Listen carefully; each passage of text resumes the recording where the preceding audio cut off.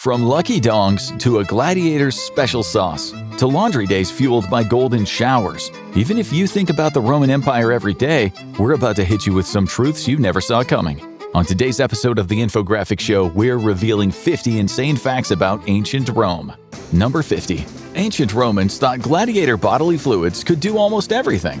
You might think that cringeworthy celebrity worship is a uniquely modern plague. Surely nobody who shared air with greats like Marcus Aurelius or Seneca would have bought gamer girl bathwater, right? But successful gladiators were treated like Roman rock stars, and folks back then believed that the power and vitality inherent in a successful gladiator could be achieved through their, fluids. For example, gladiator blood was considered to be a major source of strength, and so it was collected sometimes after fights and given as a tonic to people with epilepsy. We really hope we don't have to tell you this, but you cannot treat epilepsy with gladiator blood. It's a serious condition. Oh, but it wasn't just the blood either. Ladies coveted gladiator sweat as a powerful aphrodisiac, given that a successful gladiator was basically considered the epitome of rugged manliness. Somehow, that is still not as shocking as our next gladiator fact. Number 49. Most gladiator fights didn't actually end in death. When you picture a quintessential gladiator battle, you're probably imagining two guys in the Colosseum beating the living hell out of each other until one is too tired or injured to go on. Then the emperor gives the thumbs down, and it's nighty-night for the unfortunate loser. But this is much more myth than fact, especially the thumbs down, which is actually a modern invention. Most of the people killed in gladiator battles were actually a specific class known as the Noxi, criminals or prisoners of war whose deaths were basically execution turned into entertainment. They would often go up against the professional gladiators, who were handpicked from a young age and trained in both combat and showmanship. And if all those guys died in their first fight, that would mean a lot of rich Romans who had blown their money. That's enough about gladiators for now. We'll be returning to the Colosseum later. In the meantime, though, how about some cake? Number 48. The Romans ate placenta cake. Okay, this isn't actually as gross as it sounds. In fact, it's downright delicious. The placenta is a flat cake made out of multiple layers of dough with cheese, such as ricotta, and bay leaves inside. And when it's baked to perfection, it's smothered in honey for a perfectly decadent Roman treat. So how does placenta even factor into all this? Placenta, as in the body part, is actually named after the placenta cake enjoyed by the ancient Romans and Greeks, not the other way around. And that's a fun piece of trivia you could share with confused strangers on your next commute. Our next fact, however, is really about certain private body parts. Number 47. For some Romans, writing horny poems could be a form of prayer. Or at least that was the case with the Priapeia, a collection of around 80 dirty poems written in tribute for the Roman boner god, Priapus. He even gave us the word priapism, the medical term for an erection that just won't go away. The poems are short, but size isn't everything, and surprisingly funny, ranging from tributes to the lusty god to outright bragging about being well hung. Nothing like a little modesty. And that is still nowhere near as gross and uncomfortable as our next fact. Number 46. Romans love to use pee in cleaning almost everything. For reasons unknown, the Romans thought that your own personal supply of liquid gold was some sort of amazing wonder chemical that could perform any function. Artisans used it in textile creation, and it was also a popular mouthwash due to the popular belief that it whitened teeth. It does not whiten teeth, by the way. Romans were actually kind of obsessed with drinking pee. Doctors would taste their patients' pee to diagnose illnesses, and it doubled as a disinfectant for wounds, skin irritations, and sores. And they used it so much on laundry day that the Roman Forum probably smelled like a giant public restroom. Definitely makes our mental image of ancient Rome a little less romantic. Emperor Vespasian even imposed a tax on urine at public urinals to ensure that Romans always had a steady supply. But that is still not as weird as the next law. Number 45. It was illegal to wear a certain kind of purple in ancient Rome. Well, if you weren't a member of the wealthy elite anyway. Tyrian purple was one of the most difficult and expensive colors of clothes dye to produce. You could probably picture it on the robes of some swanky Roman senator. It was derived from the mucus of the murex sea snails, and it would take thousands of snails to make even 1 ounce of the dye. So to make sure that there was always enough for the elites, a sumptuary law was passed to forbid commoners from buying or wearing it. Speaking of Roman consumption habits, number 44. You can visit a literal hill made of old Roman pottery. Off the east bank of the river Tiber sits Monte Testaccio, a hill that you would probably stroll past without a second thought. This 118-foot tall mound isn't made of dirt. It is a giant pile of ancient Roman trash. specifically broken amphorae or clay jugs once used to transport oil. Think of it as ye olde landfill, just disguising itself as a hill. Oh, and while we're on the topic of pretenders, number 43. Ancient Roman wrestling was fake. We know, it's still real to me, but the fixing of professional wrestling matches is nothing new. In fact, it is thousands of years old. A wrestling match between two fighters named Nikantinos and Demetrios in Roman-occupied Egypt back in AD 267 was going to be a hell of an event, and the bets were in. But a papyrus found later revealed the truth. Demetrius agreed to lose the fight for 3,800 drachmas, which, in case you were curious, was about enough to buy a donkey. Art of the deal right there. Speaking of professional fighters, number 42. Gladiators had energy drinks. Analysis of the bones of long-dead gladiators revealed that they had a higher calcium diet than your average everyday Roman, which makes sense after all. Nobody wants to see a bunch of pale, weedy guys awkwardly beating each other up in the Colosseum. One credible theory for the extra calcium in a gladiator's diet is a special drink made out of ash, vinegar, and water, which might have tasted foul, but it was essentially history's first workout supplement drink. Or maybe they were just cheese and yogurt fiends. But either way, these guys definitely weren't lactose intolerant. And hey, Romans put much weirder stuff in their mouths. Number 41. The Romans saw flamingo tongue as a delicacy. Respected historian and admittedly known exaggerator Pliny the Elder once wrote, Apicius, the most gluttonous gorger of all spendthrifts, established the view that the flamingo's tongue has a specially fine flavor. Hard to tell if that is a compliment or a sick burn. But it was probably true that among many weird things you could eat at Roman feasts, flamingo tongue was a popular dish. But Romans weren't just about fighting and eating animals. Number 40. The people of ancient Rome mourned their dogs. Okay, this one is actually really sad. Archaeologists and historians have found records of epitaphs carefully inscribed at the graves of beloved family pets, showing that Romans loved their dogs every bit as much as we do today. Some were short and simple, others almost poetic in their grief. Here is just one of them written about a dog named Patricus. My eyes were wet with tears, our little dog, when I bore thee to the grave. So, Patricus, never again shall thou give me 1,000 kisses. In sadness I have buried thee. What a loved companion we have lost. Is someone cutting onions in here? Let's move on. Number 39. Caesar was never an emperor.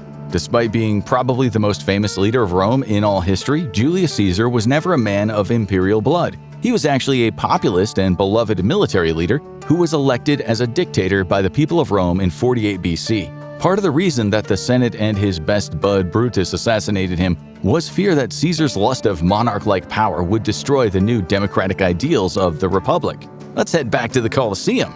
Number 38. Ancient Rome had female gladiators. A female gladiator even had their own cool name, gladiatrix, but they weren't nearly as common as male gladiators, and they were likely seen as a kind of exotic departure from the norm for bored fight fans. But they were there, and there is no denying it. Historical accounts and carvings show them armed, armored, and fighting in the arena just like the men, sometimes even facing other women for maximum novelty. Whether they were seen as skilled athletes or entertainment, their existence proves that the bloody spectacle of the Colosseum wasn't entirely a boys-only club. Number 37. One Roman holiday saw masters and slaves swap places.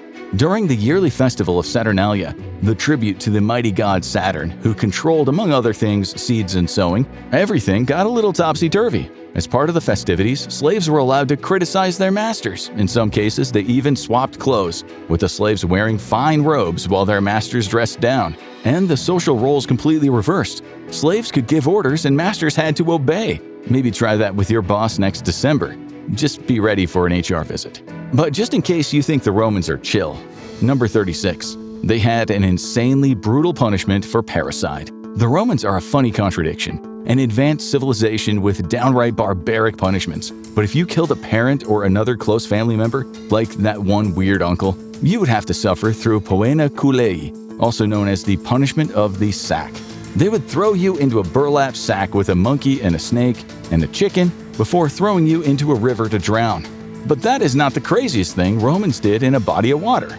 Number 35. Caligula built a 3-mile-long bridge out of ships. Of all the many emperors who oversaw the rise and fall of Rome, Caligula was one of the freakiest. We'll get to more of his insane exploits later. but one of his most infamous acts was the floating bridge of Baiae.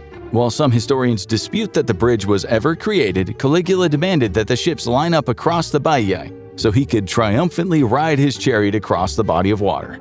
Anyway, let's talk about sex. Number 34. In ancient Rome, all sex workers were blonde. Some historical reports indicate that the working girls of ancient Rome were heavily encouraged to either dye their hair blonde or wear a blonde wig. This was to differentiate them from the brunette-haired locals and make them look more like the straw-haired barbarians beyond the borders of the empire. Ironically, the exotic nature of blonde hair ended up becoming a fashion trend for well-to-do Romans. Speaking of well-to-do Romans, number 33. Emperor Elagabalus might have been a transgender emperor. Elagabalus was emperor for only 4 years before being assassinated at the age of 18. But a museum made headlines back in 2023 for officially reclassifying the deceased emperor as a transgender woman. This was after the discovery of a cache of classical documents that seemed to hint at this, such as Elagabalus reportedly proclaiming, "Call me not Lord, for I am a lady." Seems pretty cut and dry, honestly. Speaking of common Roman misconceptions, number 32. Vomitoriums weren't about vomit. You probably heard the impressively gross-sounding word vomitorium lumped in with the practice of puking at Roman feasts so you could try all of the food. But that's actually a half-truth. A vomitorium was actually just a mudroom at the entrances and exits of stadiums and theaters, so called because they vomited people out onto the streets after events. Every day's a school day. Number 31. The Romans gave military pensions. Rome had one of the greatest military forces in the world, and there were two secrets to this. The soldiers were exceedingly well-trained and exceedingly well-paid. Their wages came out of the Aerea Militare, Imperial Rome's military treasury. In addition to good wages, they were also paid out pensions, known as praemia, to their veterans. And that's a pretty cool belief, but we think this next one is even cooler. Number 30.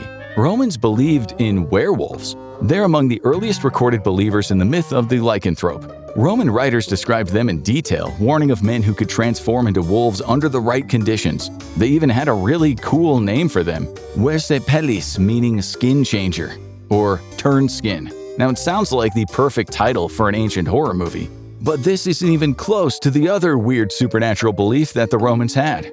Number 29.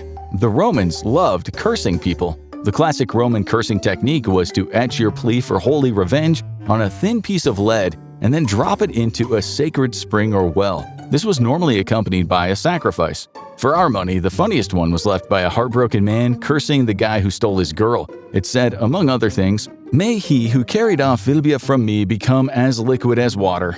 Seems a little harsh. Is stealing someone's girl really a crime worth dissolving somebody? Speaking of weird Roman magic. Number 28. Ancient Romans thought penises were lucky. The fascinus was an extremely popular sacred charm in Rome back in the day, designed to embody the sacred phallus for good luck. These weren't subtle either. They showed up on jewelry, amulets, even wind chimes. Some holy dongs even had tiny limbs and wings, as if they were ready to scamper off or fly to spread boner blessings. Adorable, in a Roman kind of way. But they had a much weirder, sillier belief than this. Number 27. The ancient Romans believed in miasma theory. This outdated and very wrong predecessor to germ theory claimed that the source of all disease was bad air. So the best way that you could stay healthy was surrounding yourself with lovely smells like flowers, herbs, or incense. And yet they washed everything they had in pee. Make it make sense. We can think of one more ancient Roman belief that is even sillier. Number 26. Ancient Romans used animal guts to tell the future. Called haruspici, this is a belief the ancient Romans and Greeks had in common. A haruspex was a specialist trained to dissect the bodies of sacrificed animals and read the future using their entrails. It was considered a serious, respected skill, guiding decisions from warfare to politics. It's a lot less popular than astrology these days, probably because staring at someone's horoscope is less messy than being elbow deep in sheep guts. Now let's render unto Caesar another crazy fact about him. Number 25. During the 1st century BC, the Mediterranean Sea was a hotbed for piracy, especially the region of Anatolia known as Kilikia Trachea. But in 75 BC, one Roman noble would prove impossible to intimidate. That noble's name? Julius Caesar. Caesar was only 25 at the time, but when his boat was boarded by Sicilian pirates, he proved to be the worst hostage they had ever seen. He would boss them around, insert himself into their games, and even force them to listen to his poetry. When they told him they had set his ransom at 20 talents, he actually demanded they set it higher because he thought he was worth at least 50. And he later had those same pirates crucified. Talk about adding injury to insult. Number 24. Ancient Rome is famous for having some of the most advanced sanitation infrastructure in the ancient world. They had public bathrooms, heated baths, a complex sewer system, and filtered drinking water.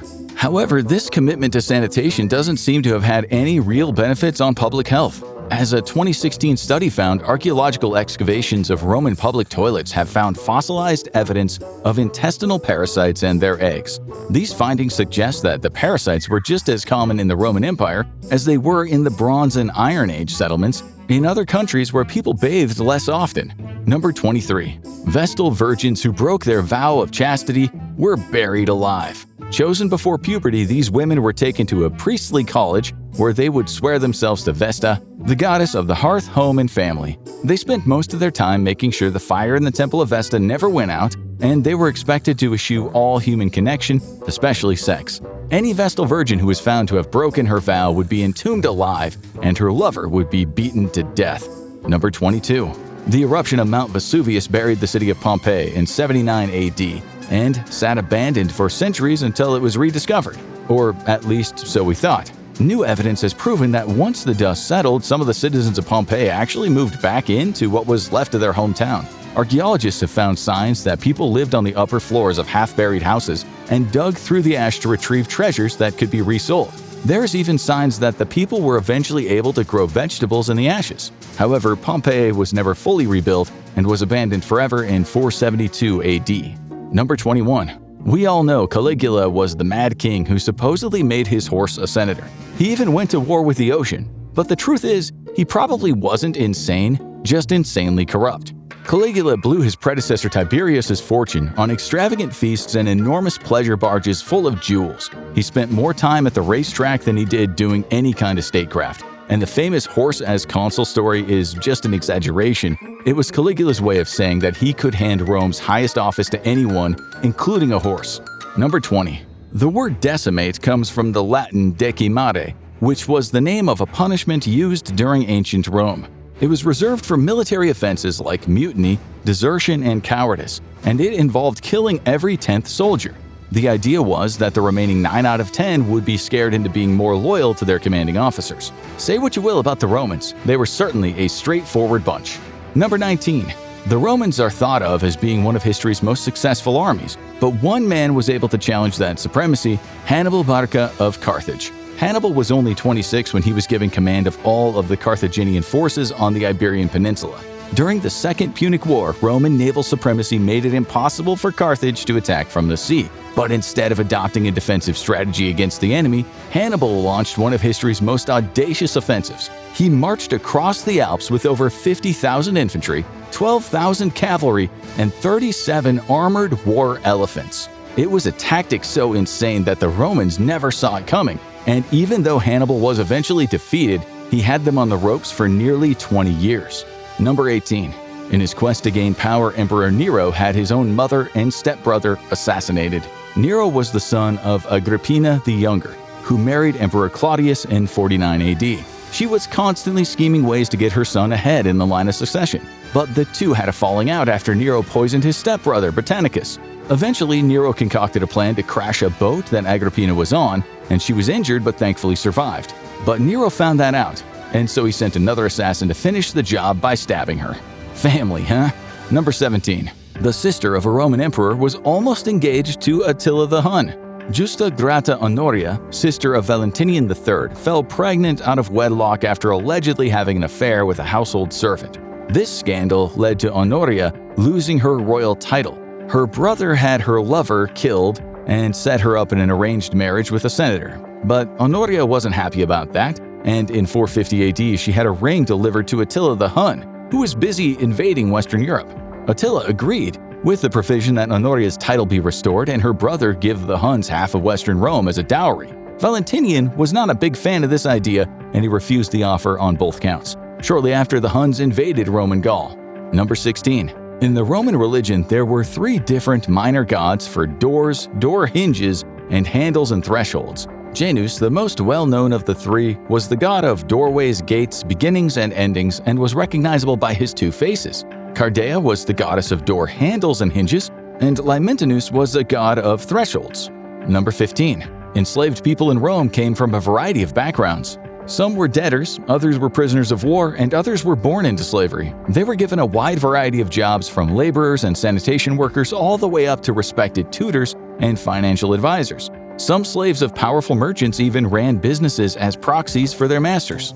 Number 14. Romans bathed frequently, but they didn't use soap in the way we do today. Public bathhouses were a central part of daily life, serving as places to socialize, relax, and conduct business. And when ancient Romans wanted to get clean, they would take a soak in the bath and cover their bodies with scented oils, which acted as both a moisturizer and a dirt trap.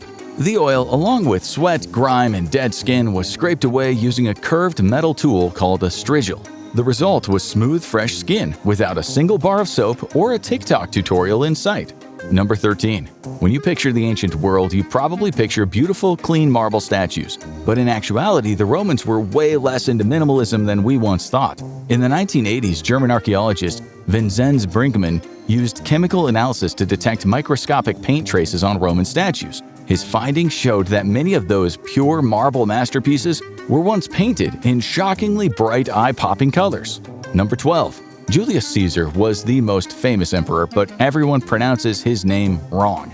In the original Latin, the name would have been pronounced Caesar, and that's where we get the German and Russian words for emperor, Kaiser, and Tsar. The common pronunciation of Caesar is the result of French influence on English that developed during the Middle Ages. As for the salad, we'll just pretend that never happened. Number 11. The Romans had firefighters. Emperor Augustus created the Vigiles Urbani, a combined police force and fire brigade. These were an organization of freedmen who would respond to fires by carrying in buckets of water and using axes to tear down buildings near the fire to stop the blaze from spreading. That sounds like a pretty epic job. The Vigiles were commanded by the Praefectus Vigilum, who rode in on horseback since, fire trucks hadn't been invented yet. Number 10.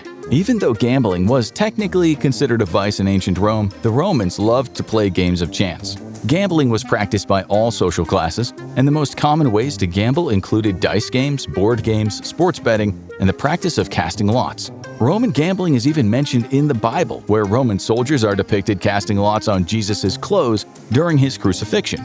Number 9. Enslaved people in Rome could still earn money in the form of tips. While the majority of these earnings were expected to go directly to their masters, some slaves managed to quietly set aside a portion for themselves. Over time, these small savings could grow into a meaningful sum. Eventually, slaves could purchase something almost unimaginable in their position: freedom. This process, known as manumission, allowed many Roman slaves to eventually live as freedmen or freedwomen, though their lives were still shaped by the social hierarchy of Rome. Number 8. Ancient Romans wore a variety of different styles of clothing, not just togas. Togas, and their female equivalent stolas, were in fact only permitted to be worn by Roman citizens and were typically only worn by the upper class due to being a nightmare to keep clean. For most people, the tunic was a sensible choice, lighter, easier to wash, and less likely to make you resent your laundry day. In Rome, fashion was as much about status as it was about surviving the climate. Number 7. The ancient Romans had fast food. Archaeologists typically refer to these shops as thermopolia, which is ancient Greek for cook shop. But Romans had lots of names for them, like popine, hopsitia, or stabula. These were communal dining counters typically used by the working class people who lived in boarding houses or apartment blocks with no kitchens. The average thermopolium would serve dried fruit and nuts, baked goods, grilled meat, and vegetables. Some venues even had places where customers could leave their leashed dogs, much like cafes do today. Number 6. Kissing in public was considered indecent and strictly off-limits in Roman society, with one weird exception. Osculum was what Romans called a mouth kiss with no tongue, and women were expected to give a daily osculum to not just their husbands but all of their male relatives. This strange ritual had nothing to do with romance. Alcohol was prohibited for all women in Rome, so this was a way for women to prove that they hadn't been drinking. Number 5. The excavations of Pompeii and Herculaneum have revealed some hilarious graffiti. A guy called Epaphra is mentioned multiple times, with one carving reading "Epaphra is bald" and another reading "Epaphra is bad at ball games." And most of the other examples are too hot for YouTube, but we would be remiss if we didn't mention the absolute legend who wrote, "I screwed the barmaid" on the wall at the bar. Number 4. Emperor Commodus, who ruled from 177 to 192 AD, had a bust commissioned depicting himself as the reincarnation of Hercules. By all accounts, Commodus was extremely vain and had a reputation for being flamboyant and effeminate. So in an attempt to combat this, Commodus wanted people to associate him with the manliest man in all of mythology, the demigod Hercules. Number 3. The Roman Empire wasn't the biggest empire in history. In fact, it doesn't even crack the top 10. When combined with the Western Roman Empire, it actually only covered 2.7 million square miles. This pales in comparison to the size of the Mongol Empire, which covered 9.2 million square miles, the British Empire, which lasted for only a fraction of the time, at its height covered 13.7 million square miles, or over a quarter of the Earth's surface. Number 2. Sterquilinus, also known as Stercutus, was the Roman god of poop. He was the protector of public toilets, and he taught humans how to use manure as fertilizer for their crops. In fact, his name comes from the Latin word for fertilizer. Who knew that a poop god would be so important to Roman agriculture? Number 1.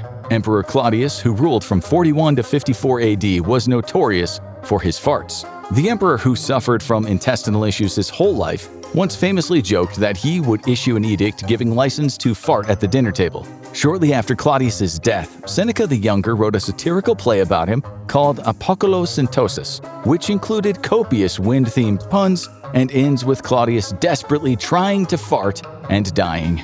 Ancient Rome was full of oddities, but it also had a much darker side. Step inside its most infamous arena in the worst things that happened in the Roman Colosseum, or click on this video instead.